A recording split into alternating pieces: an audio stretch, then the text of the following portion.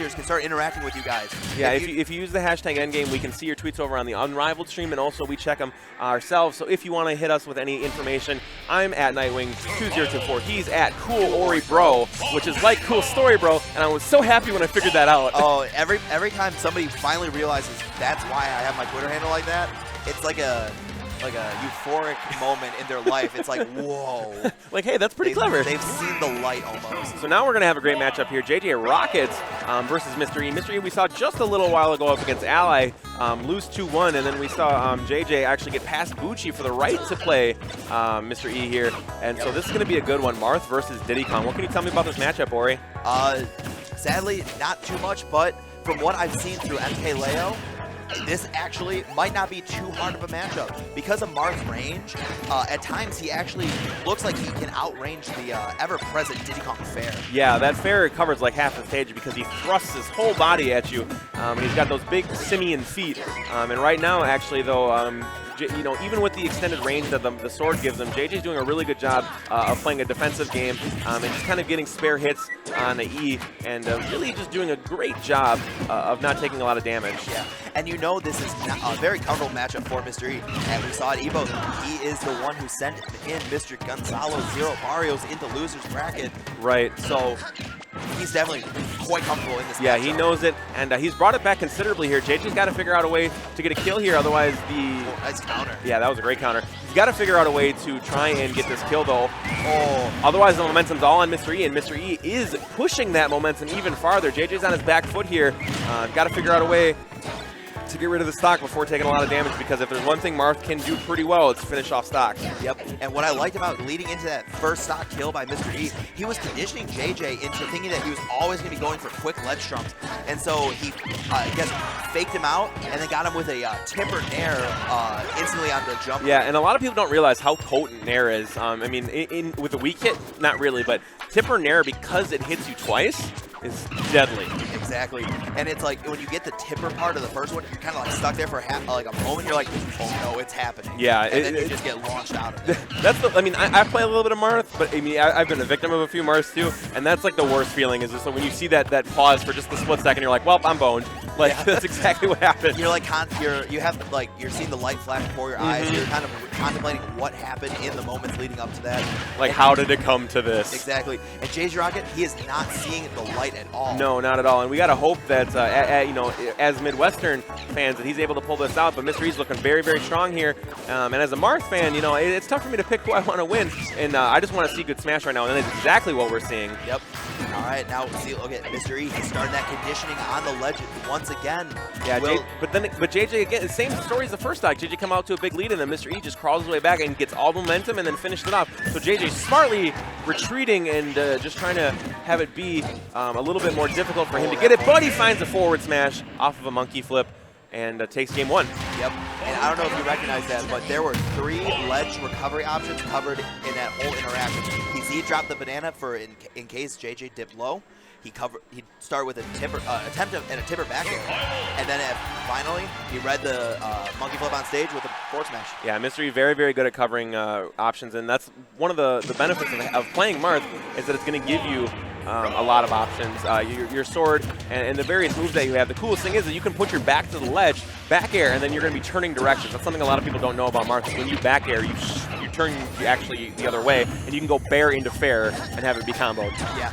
Now, the stage pick of FP, on paper, I would think this is definitely real good for, I guess, Diddy Kong. Yeah, definitely. I do think Marth is not truly affected by this stage. Sure, he does not get platforms to really extend his combos, but because there are no platforms, you have pretty much next to nowhere to go when you're attempting to land against Marth. Yeah, but I mean, Diddy Kong has a lot of movement options. You know, he can be reverse, the banana pull, and just kind of weave his way around. Really a unique option there from him, trying to go with the barrel explosion, catch a shield drop, or a shield poke, but he doesn't get it there, and now Mr. E is rolling with damage. It's the reverse of what we saw in game 1. Mr. E has the big lead now, and it's on JJ to try and make the comeback.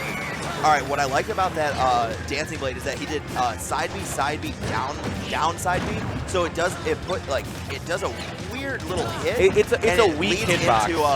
And it guarantees you to get the upper part of the 4th Dancing Blade. and it definitely was a very nice kill. Yeah, and a lot of people underestimate how much knockback that up hit of fourth Dancing Blade really is. Ooh, JJ throwing out the banana to stop the piercing hit of the shield breaker sword, and now he has Mr. E on the ropes. Oh, shout out to Smash 4 Magnet Hands. In Magnet Hands we trust. All right, JJROCKETS, you gotta find a way to close this stop. Oh, like right there, out. that's a punish that you gotta get. Now we've been seeing Mr. E fancy that shield break. Just if he just pokes it once, very excellent way to break a shield and actually get yourself on stage. Because if you're coming on with an attack and you're almost breaking your opponent's shield, they can't play defensive anymore. Yeah, that like I said, like you said, the shield break is an ever-present threat, and that's one thing that you kind of have to do against Marth. You have to have the shield available to you, because he does have some lag if he hits shield that is punishable, but he's not been doing that, has JJ. Mr. E has been pretty much going unpunished this entire match, and that's why he's at 181% for this back throw is going to put him off stage. At 200%, and this Marth is not dying. The Prince. Yeah, Prince Marth there. That's the second time though I've seen that option. Mr. E's been at high percent, and his ledge hop countered. One time was in doubles, and another time was now just in singles. And I wonder why he chose that option. I'll have to talk to him about it, but it got him punished and loses the stock. JJ's still very much in this match. I think he might be choosing that option just because when your opponent sees you're at 200% and they haven't killed you yet, they're going to just throw out some type of aggressive option to just kill you. They're so mad that you are alive still. Yeah, that's a definite possibility, and I'll definitely talk to him about that because I'm seeing here that Mr. E has built a lot of damage and is looking to have the momentum once again. JJ's having a tough time getting back on stage. Tipper Nair, we saw him kill once. Is he going to get it again? Oh, that Tipper Nair was terrifying. That almost looked like it was going to be one of those weird kills where you don't see the lightning happen, but you die and you just don't know why it had to happen. Yeah, and it's a great edge guard tool. It covers like normal get up and jump get up, so that's good knowledge of options there for Mr. E. All right, JJROCKETS, he's almost there. He's forward throw. Oh, but Marth is living. He swipes forward with his fair to put his hurt box further away from the blast zone by a couple of pixels. And we see Mr. E roll in twice right into the center stage. He does not want to deal with Diddy at that edge right now because he knows he's going to be very susceptible to a back or forward throw. Oh, back throw. This might do it. Low percentage. Oh, and no Magnet Hands that time. So JJ clutches it out, and we're pushing it to a game 3. This game 3, guys, these guys are fighting to make it a top 8 here at Endgame. And you know Mr. E, he does not want anything less than top 8. No, definitely. He came in here, thinking that this is the tournament that I can, finally get some more respect than just the guy who recently beat Zero. Like Mr. E has been grinding and playing all the time to make sure that he can absolutely have respect as a player outside of just a couple of key victories, just in general. Like when you think about Nairo and you think about Ally, you're like, oh, those are just good players. When you think about Mr. E, he's like, oh, he's a good Marth, and he doesn't want to be just a good Marth. He wants to be a good player. This stage choice of Dreamland. Interesting choice. I know Diddy Kong love this, and we recognize that Marth choosing this. It's a triangle platform. The ceiling is a little bit lower, and he's going to be able to live any type of Diddy Kong horizontal kills because of the wide blast zone. Yeah, I mean, the upper blast zone is the same as like FD, but because those platforms are higher in the air, that means you're already that much closer to the blast zone, and Mr. E is finally starting to go off stage a little bit and try and get these, something we didn't see in the first game, but he is quite skilled at edge guarding, but he just feels that I think Diddy Kong has too many options returning to the stage for him to do that. Oh, no! Now, we've actually been seeing JJROCKETS accidentally hit that that same little bit on a few sets today. It's so unfortunate. That's a heartbreaker that it just randomly explodes instead of. It's actually based on the angle you hit. You're actually heading into the ledge. That's crazy. Yeah. Sacker Y. Sacker Y. Please.